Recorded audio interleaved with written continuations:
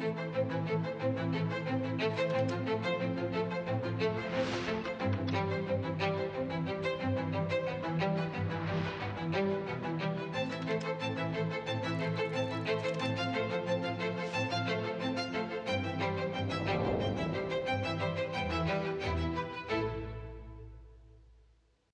प्यारे देशवासियों, मन की बात में आपका स्वागत है, अभिनंदन है। इस समय पूरी दुनिया में पेरिस ओलंपिक्स छाया हुआ है। ओलंपिक्स हमारे खिलाड़ियों को विश्व पटल पर तिरंगा लहराने का मौका देता है, देश के लिए कुछ कर गुजरने का मौका देता है। आप भी अपने खिलाड़ियों का उत्साह बढ़ाइए। Cheer for Bharat. साथियों, स्पोर्ट्स की दुनिया के इस ओलंपिक्स से अलग कुछ दिन पहले मैथ्स की दुनिया में भी एक ओलंपिक हुआ है, इंटरनेशनल मैथमेटिक्स ओलंपियाड। इस ओलंपियाड में भारत के स्टूडेंट्स ने बहुत शानदार प्रदर्शन किया है। इसमें हमारी टीम ने सर्वश्रेष्ठ प्रदर्शन करते हुए 4 गोल्ड मेडल्स और 1 सिल्वर मेडल जीता है। इंटरनेशनल मैथमेटिक्स ओलंपियाड, इसमें 100 से ज्यादा देशों के युवा हिस्सा लेते हैं और ओवरऑल टैली में हमारी टीम टॉप 5 में आने में सफल रही है। देश का नाम रोशन करने वाले इन स्टूडेंट्स के नाम है पुणे के रहने वाले आदित्य वेंकट गणेश, पुणे के ही सिद्धार्थ चोपड़ा, दिल्ली के अर्जुन गुप्ता, ग्रेटर नोएडा के कनव तलवार, मुंबई के रुशिल माथुर और गुवाहाटी के आनंदो भादुरी। साथियों, आज मन की बात में मैंने इन युवा विजेताओं को विशेष तौर पर आमंत्रित किया है। ये सभी इस समय फोन पर हमारे साथ जुड़े हुए हैं। नमस्ते साथियों, मन की बात में आप सभी साथियों का बहुत बहुत स्वागत है। आप सभी कैसे हैं? हम ठीक है सर। अच्छा साथियों, मन की बात के जरिए देशवासी आप सभी के एक्सपीरियंसेस जानने को बहुत उत्सुक है। मैं शुरुआत करता हूं आदित्य और सिद्धार्थ से। आप लोग पुणे में हैं। सबसे पहले मैं आपसे ही शुरू करता हूं। ओलंपियाड के दौरान आपने जो अनुभव किया उसे हम सभी के साथ शेयर कीजिए। मुझे मैथ्स में छोटे से इंटरेस्ट था। मुझे 6th स्टैंडर्ड में प्रकाश सर के एक टीचर ने सिखाया था और उन्होंने मेरे मैथ्स में इंटरेस्ट बढ़ाया था। मुझे कुछ सीखना मिला और मुझे करने को अपॉर्चुनिटी मिला था। आपके साथी का क्या कहना है? मैं सिद्धार्थ हूँ, मैं पुणे से हूँ। मैं भी क्लास 12 पास किया हूँ। ये मेरा सेकंड टाइम था आईएमओ में। मुझे भी छोटे से बहुत इंटरेस्ट था मैथ्स में और आदित्य के साथ जब मैं 6th में था, एम प्रकाश सर ने हम दोनों को ट्रेन किया था और बहुत हेल्प हुआ था हमको। और अभी मैं कॉलेज के लिए सीएमआई जा रहा हूँ और मैथ्स एंड सीएस परस्यू कर रहा हूँ। अच्छा, मुझे बताया गया है कि अर्जुन इस समय गांधीनगर में है और कनव तो ग्रेटर नोएडा के ही है। अर्जुन और कनव, हमने ओलंपियाड को लेकर जो चर्चा की, लेकिन आप दोनों हमें अपनी तैयारी से जुड़ा कोई विषय और कोई विशेष अनुभव अगर बताएंगे तो हमारे श्रोताओं को अच्छा लगेगा। नमस्ते सर, जय हिंद। मैं अर्जुन बोल रहा हूँ। जय हिंद अर्जुन। मैं दिल्ली में रहता हूँ और मेरी मदर श्रीमती आशा गुप्ता फिजिक्स की प्रोफेसर हैं दिल्ली यूनिवर्सिटी में और मेरे father Shri Amit Gupta chartered accountant है। मैं भी बहुत गौरवान्वित महसूस कर रहा हूँ कि मैं अपने देश के प्रधानमंत्री से बात कर रहा हूँ और सबसे पहले मैं अपनी सफलता का श्रेय अपने माता पिता को देना चाहूँगा। मुझे लगता है कि जब एक परिवार में कोई सदस्य एक ऐसे कंपटीशन की तैयारी कर रहा होता है तो केवल उस सदस्य का संघर्ष नहीं होता, पूरे परिवार का संघर्ष होता है। एसेंशियली हमारे पास जो हमारा पेपर होता है उसमें हमारे पास 3 प्रॉब्लम्स के लिए 4.5 घंटे होते हैं, तो एक प्रॉब्लम के लिए 1.5 घंटा। तो हम समझ सकते हैं कि कैसे हमारे पास एक प्रॉब्लम को सॉल्व करने के लिए कितना समय होता है। तो हमें घर पे काफ़ी मेहनत करनी पड़ती है, हमें प्रॉब्लम्स के साथ घंटों लगाने पड़ते हैं। कभी-कभार तो एक-एक प्रॉब्लम के साथ 1 दिन या यहाँ तक कि 3 दिन भी लग जाते हैं। तो इसके लिए हमें ऑनलाइन प्रॉब्लम्स ढूँढनी होती हैं, हम पिछले साल की प्रॉब्लम ट्राई करते हैं और ऐसे जैसे हम धीरे-धीरे मेहनत करते जाते हैं, उससे हमारा एक्सपीरियंस बढ़ता है। हमारी सबसे ज़रूरी चीज़ हमारी प्रॉब्लम सॉल्विंग एबिलिटी बढ़ती है, जो ना कि हमें मैथमेटिक्स में बल्कि जीवन के हर एक क्षेत्र में मदद करती है। अच्छा, मुझे कनौत बता सकते हैं कि कोई विशेष अनुभव हो इस सारी तैयारी में, कोई खास जो हमारे नौजवान साथियों को बड़ा अच्छा लगे जान करके? मेरा नाम कनव तलवार है। मैं ग्रेटर नोएडा उत्तर प्रदेश में रहता हूँ और कक्षा 11वीं का छात्र हूँ। मैथ्स मेरा पसंदीदा सब्जेक्ट है और मुझे बचपन से मैथ्स बहुत पसंद है। बचपन में मेरे पिता मुझे पजल्स कराते थे जिससे मेरा इंटरेस्ट बढ़ता गया। मैंने ओलंपियाड की तैयारी 7th क्लास से शुरू की थी, जिसमें मेरी सिस्टर का बहुत बड़ा योगदान है और मेरे पेरेंट्स ने भी हमेशा मुझे सपोर्ट किया। ये ओलंपियाड एचपीसीएसई कंडक्ट कराता है और ये एक 5 स्टेज प्रोसेस होता है। पिछले साल मेरा टीम में नहीं हुआ था और मैं काफ़ी करीब था और ना होने पर बहुत दुखी था। तब मेरे पेरेंट्स ने मुझे सिखाया कि या हम जीतते हैं या हम सीखते हैं और सफ़र मायने रखता है, सफलता नहीं। तो मैं यही कहना चाहता हूँ कि love what you do and do what you love. सफ़र मायने रखता है, सफलता नहीं। और हमें सक्सेस मिलते रहेगा अगर हम अपने सब्जेक्ट से प्यार करें और जर्नी को एंजॉय करें।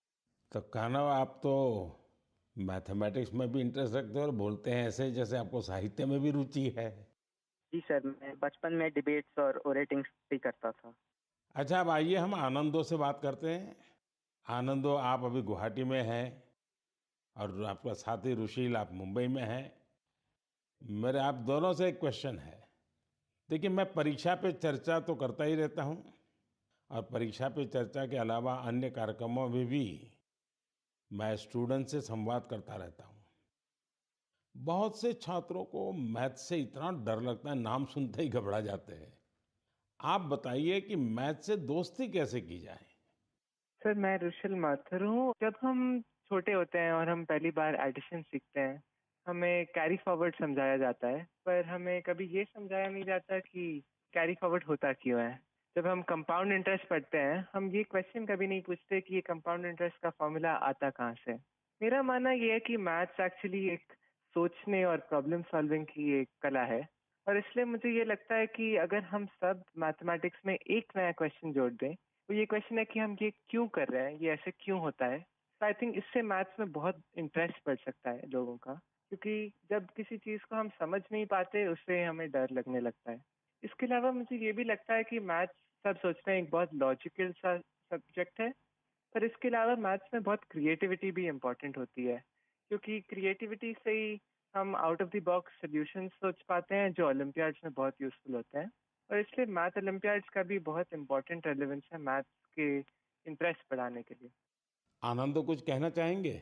नमस्ते पीएम जी। मैं आनंद खैरव गुवाहाटी से। मैं भी अभी 12वीं कक्षा पास किया हूँ।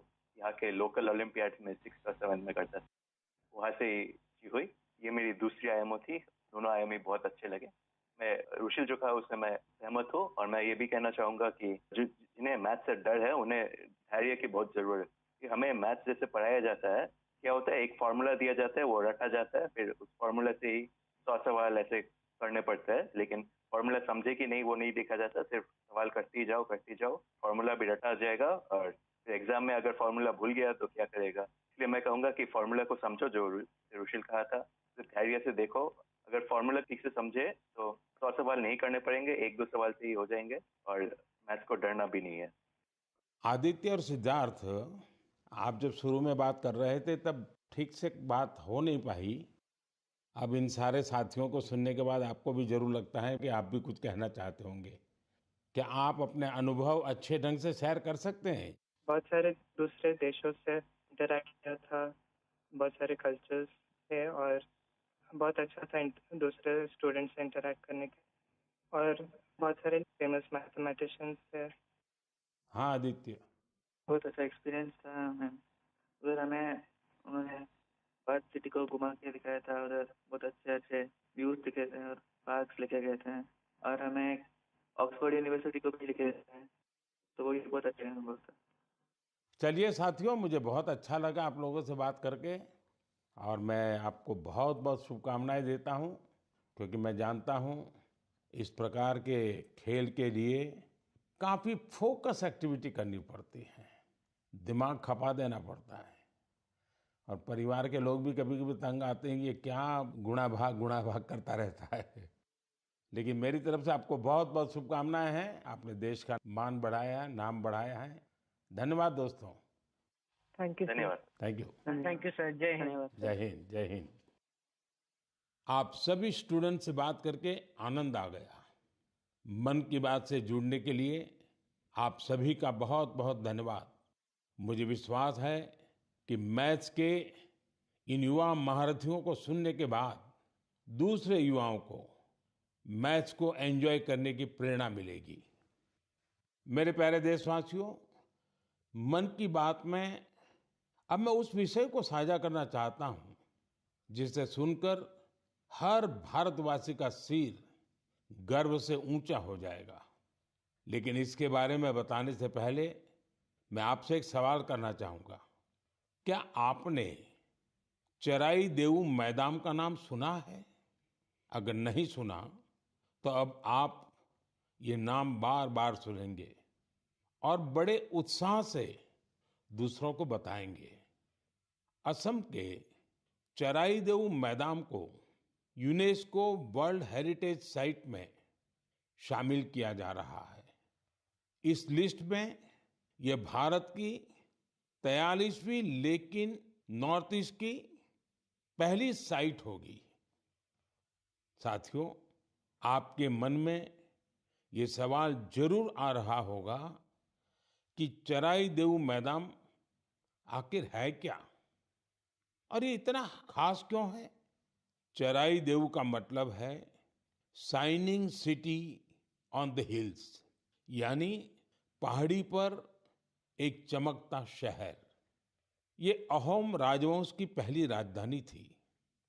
अहोम राजवंश के लोग अपने पूर्वजों के शव और उनकी कीमती चीजों को पारंपरिक रूप से मैदान में रखते थे। मैदान टीले नुमा एक ढांचा होता है जो ऊपर मिट्टी से ढका होता है और नीचे एक या उससे ज्यादा कमरे होते हैं। ये मैदान अहोम साम्राज्य के दिवंगत राजाओं और गणमान्य लोगों के प्रति श्रद्धा का प्रतीक है। अपने पूर्वजों के प्रति सम्मान प्रकट करने का ये तरीका बहुत यूनिक है। इस जगह पर सामुदायिक पूजा भी होती थी। साथियों, अहोम साम्राज्य के बारे में दूसरी जानकारियां आपको और हैरान करेगी। 13वीं शताब्दी के शुरू होकर यह साम्राज्य 19वीं शताब्दी की शुरुआत तक चला। इतने लंबे कालखंड तक एक साम्राज्य का बने रहना बहुत बड़ी बात है।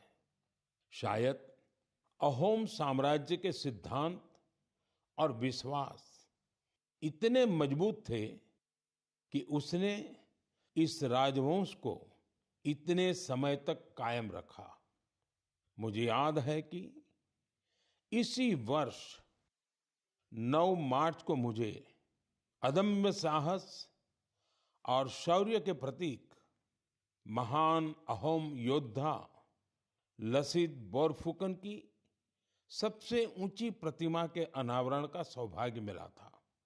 इस कार्यक्रम के दौरान अहोम समुदाय आध्यात्मिक परंपरा का पालन करते हुए मुझे अलग ही अनुभव हुआ था।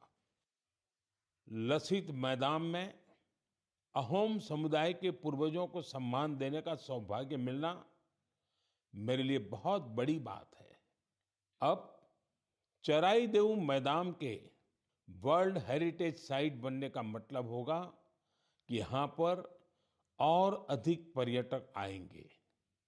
आप भी भविष्य के अपने ट्रैवल प्लान्स में इस साइट को जरूर शामिल करिएगा। साथियों, अपनी संस्कृति पर गौरव करते हुए ही कोई देश आगे बढ़ सकता है। भारत में भी इस तरह के बहुत सारे प्रयास हो रहे हैं। ऐसा ही एक प्रयास है प्रोजेक्ट परी। अब आप परी सुनकर कंफ्यूज मत होइएगा। ये परी स्वर्ग की कल्पना से नहीं जुड़ी, बल्कि धरती को स्वर्ग बना रही है। परी यानी public art of India. Project परी पब्लिक आर्ट को लोकप्रिय बनाने के लिए उभरते कलाकारों को एक मंच पर लाने का बड़ा माध्यम बन रहा है। आप देखते होंगे सड़कों के किनारे, दीवारों पर, अंडरपास में बहुत ही सुंदर पेंटिंग्स बनी हुई दिखती हैं। ये पेंटिंग्स और ये कलाकृतियां यही कलाकार बनाते हैं जो परी से जुड़े हैं। इससे जहां हमारे सार्वजनिक स्थानों की सुंदरता बढ़ती है, वहीं हमारे कल्चर को और ज्यादा पॉपुलर बनाने में भी मदद मिलती है। उदाहरण के लिए दिल्ली के भारत मंडपम को ही लीजिए। यहाँ देश भर के अद्भुत आर्टवर्क्स आपको देखने को मिल जाएंगे। दिल्ली में कुछ अंडरपास और फ्लाईओवर पर भी आप ऐसे खूबसूरत पब्लिक आर्ट देख सकते हैं। मैं कला और संस्कृति प्रेमियों से आग्रह करूंगा कि वे भी पब्लिक आर्ट पर और काम करें। ये हमें अपनी जड़ों पर गर्व करने की सुखद अनुभूति देगा। मेरे प्यारे देशवासियों, मन की बात में अब बात रंगों की, ऐसे रंगों की जिन्होंने हरियाणा के रोहतक जिले की 250 से ज्यादा महिलाओं के जीवन में समृद्धि के रंग भर दिए हैं। हथकरघा उद्योग से जुड़ी ये महिलाएं पहले छोटी छोटी दुकानें और छोटे मोटे काम कर गुजारा करती थी, लेकिन हर किसी में आगे बढ़ने की इच्छा तो होती ही होती है। इसलिए इन्होंने उन्नति सेल्फ हेल्प ग्रुप से जुड़ने का फैसला किया और इस ग्रुप से जुड़कर उन्होंने ब्लॉक प्रिंटिंग और रंगाई में ट्रेनिंग हासिल की। कपड़ों पर रंगों का जादू बिखेरने वाली ये महिलाएं आज लाखों रुपए कमा रही है। इनके बनाए बेड कवर, साड़ियां और दुपट्टों की बाजार में भारी मांग है। साथियों, रोहतक की इन महिलाओं की तरह देश के अलग अलग हिस्सों में कारीगर हैंडलूम को लोकप्रिय बनाने में जुटी हैं। चाहे ओडिशा की संबलपुरी साड़ी हो, चाहे एमपी की माहेश्वरी साड़ी हो, महाराष्ट्र की पैठणी या विदर्भ के हैंड ब्लॉक प्रिंट्स हो, चाहे हिमाचल के भुट्टिकों के शॉल और ऊनी कपड़े हो, या फिर जम्मू कश्मीर के कनी शॉल हो, देश के कोने कोने में हैंडलूम कारीगरों का काम छाया हुआ है। और आप ये तो जानते ही होंगे, कुछ ही दिन बाद 7 अगस्त को हम नेशनल हैंडलूम डे मनाएंगे। आजकल जिस तरह हैंडलूम उत्पादों ने लोगों के दिलों में अपनी जगह बनाई है, वो वाकई बहुत सफल है, जबरदस्त है। अब तो कई निजी कंपनियां भी एआई के माध्यम से हैंडलूम उत्पाद और सस्टेनेबल फैशन को बढ़ावा दे रही है। Kosha AI, handloom India, D junk, nova tex, Brahmaputra fables, ऐसे कितने ही स्टार्टअप भी हैंडलूम उत्पादों को लोकप्रिय बनाने में जुटे हैं। मुझे ये देखकर भी अच्छा लगा कि बहुत से लोग अपने यहाँ के ऐसे लोकल प्रोडक्ट्स को पॉपुलर बनाने में जुटे हैं। आप भी अपने लोकल प्रोडक्ट्स को #MyProductMyPride के नाम से सोशल मीडिया पर अपलोड करें। आपका ये छोटा सा प्रयास अनेकों लोगों की जिंदगी बदल देगा। साथियों, हैंडलूम के साथ साथ मैं खादी की बात भी करना चाहूंगा। आप में से ऐसे कई लोग होंगे जो पहले कभी खादी के उत्पादों का उपयोग नहीं करते थे, लेकिन आज बड़े गर्व से खादी पहनते हैं। मुझे ये बताते हुए भी आनंद आ रहा है, खादी ग्रामोद्योग का कारोबार पहली बार 1.5 लाख करोड़ रुपए के पार पहुंच गया है। सोचिए, 1.5 लाख करोड़ रुपए। और जानते हैं खादी की बिक्री कितनी बढ़ी है? 400%। खादी की, हैंडलूम की ये बढ़ती हुई बिक्री बड़ी संख्या में रोजगार के नए अवसर भी बना रही है। इस इंडस्ट्री से सबसे ज्यादा महिलाएं जुड़ी हैं, तो सबसे ज्यादा फायदा भी उन्हीं को हो रहा है। मेरा तो आपसे फिर एक आग्रह है, आपके पास भांति भांति के वस्त्र होंगे और आपने अब तक खादी के वस्त्र नहीं खरीदे, तो इस साल से शुरू कर लें। अगस्त का महीना आ ही गया है। ये आजादी मिलने का महीना है, क्रांति का महीना है। इससे बढ़िया अवसर और क्या होगा खादी खरीदने के लिए। मेरे प्यारे देशवासियों, मन की बात में मैंने अक्सर आपसे ड्रग्स की चुनौती की चर्चा की है। हर परिवार की ये चिंता होती है कि कहीं उनका बच्चा ड्रग्स की चपेट में ना आ जाए। अब ऐसे लोगों की मदद के लिए सरकार ने एक विशेष केंद्र खोला है, जिसका नाम है मानस। ड्रग्स के खिलाफ लड़ाई में ये बहुत बड़ा कदम है। कुछ दिन पहले ही मानस की हेल्पलाइन और पोर्टल को लॉन्च किया गया है। सरकार ने एक टोल फ्री नंबर 1933 जारी किया है। इस पर कॉल करके कोई भी जरूरी सलाह ले सकता है या फिर रिहेबिलिटेशन से जुड़ी जानकारी ले सकता है। अगर किसी के पास ड्रग्स से जुड़ी कोई दूसरी जानकारी भी है, तो वो इसी नंबर पर कॉल करके नारकोटिक्स कंट्रोल ब्यूरो के साथ साझा भी कर सकते हैं। मानस के साथ साझा की गई हर जानकारी गोपनीय रखी जाती है। भारत को ड्रग्स फ्री बनाने में जुटे सभी लोगों से, सभी परिवारों से, सभी संस्थाओं से मेरा आग्रह है कि मानस हेल्पलाइन का भरपूर उपयोग करें। मेरे प्यारे देशवासियों, कल दुनिया भर में टाइगर डे मनाया जाएगा। भारत में तो टाइगर्स, बाघ हमारी संस्कृति का अभिन्न हिस्सा रहा है। हम सब बाघों से जुड़े किस्से कहानियां सुनते हुए ही बड़े हुए हैं। जंगल के आसपास के गांव में तो हर किसी को पता होता है कि बाघ के साथ तालमेल बिठाकर कैसे रहना है। हमारे देश में ऐसे कई गांव हैं जहां इंसान और बाघ के बीच कभी टकराव की स्थिति नहीं आती, लेकिन जहां ऐसी स्थिति आती है, वहां भी बाघों के संरक्षण के लिए अभूतपूर्व प्रयास हो रहे हैं। जन भागीदारी का ऐसा ही एक प्रयास है कुल्हाड़ी बंद पंचायत। राजस्थान के रणथंभौर से शुरू हुआ कुल्हाड़ी बंद पंचायत अभियान बहुत दिलचस्प है। स्थानीय समुदायों ने स्वयं इस बात की शपथ ली है कि जंगल में कुल्हाड़ी के साथ नहीं जाएंगे और पेड़ नहीं काटेंगे।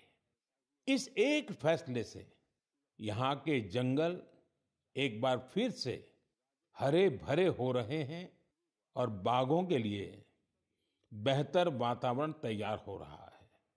साथियों, महाराष्ट्र का ताडोबा अंधारी टाइगर रिजर्व बाघों के प्रमुख बसेरों में से एक है। यहाँ के स्थानीय समुदायों, विशेषकर गोंड और माना जनजाति के हमारे भाई बहनों ने इको टूरिज्म की ओर तेजी से कदम बढ़ाए हैं। उन्होंने जंगल पर अपनी निर्भरता को कम किया है ताकि यहाँ बाघों की गतिविधियां बढ़ सकें। आपको आंध्र प्रदेश में नल्ला मलाई की पहाड़ियों पर रहने वाले चेंचू जनजाति के प्रयास भी हैरान कर देंगे। उन्होंने टाइगर ट्रैकर्स के तौर पर जंगल में वन्य जीवों के मूवमेंट की हर जानकारी जमा की। इसके साथ ही वे इस क्षेत्र में अवैध गतिविधियों की निगरानी भी करते रहे हैं। इसी तरह उत्तर प्रदेश के पीलीभीत में चल रहा बाघ मित्र कार्यक्रम भी बहुत चर्चा में है। इसके तहत स्थानीय लोगों को बाघ मित्र के रूप में काम करने की ट्रेनिंग दी जाती है। ये बाघ मित्र इस बात का पूरा ध्यान रखते हैं कि बाघों और इंसानों के बीच टकराव की स्थिति न बने। देश के अलग-अलग हिस्सों में इस तरह के कई प्रयास जारी हैं। मैंने यहाँ कुछ ही प्रयासों की चर्चा की है, लेकिन मुझे खुशी है कि जन भागीदारी बाघों के संरक्षण में बहुत काम आ रही है। ऐसे प्रयासों की वजह से ही भारत में बाघों की आबादी हर साल बढ़ रही है। आपको ये जानकर खुशी और गर्व का अनुभव होगा कि दुनिया भर में जितने बाघ हैं, उनमें से 70% बाघ हमारे देश में है। सोचिए, 70% बाघ। तभी तो हमारे देश के अलग-अलग हिस्सों में कई टाइगर सेंचुरी है। साथियों, बाघ बढ़ने के साथ-साथ हमारे देश में वन क्षेत्र भी तेजी से बढ़ रहा है। इसमें भी सामुदायिक प्रयासों से बड़ी सफलता मिल रही है। पिछले मन की बात कार्यक्रम में आपसे एक पेड़ मां के नाम कार्यक्रम की चर्चा की थी। मुझे खुशी है कि देश के अलग-अलग हिस्सों में बड़ी संख्या में लोग इस अभियान से जुड़ रहे हैं। अभी कुछ दिन पहले स्वच्छता के लिए प्रसिद्ध इंदौर में एक शानदार कार्यक्रम हुआ। यहाँ एक पेड़ मां के नाम कार्यक्रम के दौरान एक ही दिन में 2 लाख से ज्यादा पौधे लगाए गए। अपनी मां के नाम पर पेड़ लगाने के इस अभियान से आप भी जरूर जुड़ें और सेल्फी लेकर सोशल मीडिया पर भी पोस्ट करें। इस अभियान से जुड़कर आपको अपनी मां और धरती मां दोनों के लिए कुछ स्पेशल कर पाने का एहसास होगा। मेरे प्यारे देशवासियों, 15 अगस्त का दिन अब दूर नहीं है और अब तो 15 अगस्त के साथ एक और अभियान जुड़ गया है, हर घर तिरंगा अभियान। पिछले कुछ वर्षों से तो पूरे देश में हर घर तिरंगा अभियान के लिए सबका जोश हाई रहता है। गरीब हो, अमीर हो, छोटा घर हो, बड़ा घर हो, हर कोई तिरंगा लहराकर गर्व का अनुभव करता है। तिरंगे के साथ सेल्फी लेकर सोशल मीडिया पर पोस्ट करने का क्रेज भी दिखता है। आपने गौर किया होगा, जब कॉलोनी या सोसाइटी के एक-एक घर पर तिरंगा लहराता है, तो देखते ही देखते दूसरे घरों पर भी तिरंगा दिखने लगता है। यानी हर घर तिरंगा अभियान तिरंगे की शान में एक यूनिक फेस्टिवल बन चुका है। इसे लेकर अब तो तरह-तरह के इनोवेशन भी होने लगे हैं। 15 अगस्त आते-आते घर में, दफ्तर में, कार में तिरंगा लगाने के लिए तरह-तरह के प्रोडक्ट दिखने लगते हैं। कुछ लोग तो तिरंगा अपने दोस्तों, पड़ोसियों को बांटते भी है। तिरंगे को लेकर ये उल्लास, ये उमंग हमें एक दूसरे से जोड़ती है। साथियों, पहले की तरह इस साल भी आप हर घर तिरंगा.com पर तिरंगे के साथ अपनी सेल्फी जरूर अपलोड करेंगे। और मैं आपको एक और बात याद दिलाना चाहता हूँ। हर साल 15 अगस्त से पहले आप मुझे अपने ढेर सारे सुझाव भेजते हैं। आप इस साल भी मुझे अपने सुझाव जरूर भेजिए। आप माईगोव या नमो ऐप पर भी अपने सुझाव भेज सकते हैं। मैं ज्यादा से ज्यादा सुझावों को 15 अगस्त के संबोधन में कवर करने की कोशिश करूंगा। मेरे प्यारे देशवासियों, मन की बात के इस एपिसोड में आपसे जुड़कर बहुत अच्छा लगा। अगली बार फिर मिलेंगे देश की नई उपलब्धियों के साथ, जन भागीदारी के नए प्रयासों के साथ। आप मन की बात के लिए अपने सुझाव जरूर भेजते रहें। आने वाले समय में अनेक पर्व भी आ रहे हैं। आपको सभी पर्वों की ढेर सारी शुभकामनाएं। आप अपने परिवार के साथ मिलकर त्योहारों का आनंद उठाएं। देश के लिए कुछ न कुछ नया करने की ऊर्जा निरंतर बनाए रखें। बहुत बहुत धन्यवाद। नमस्कार।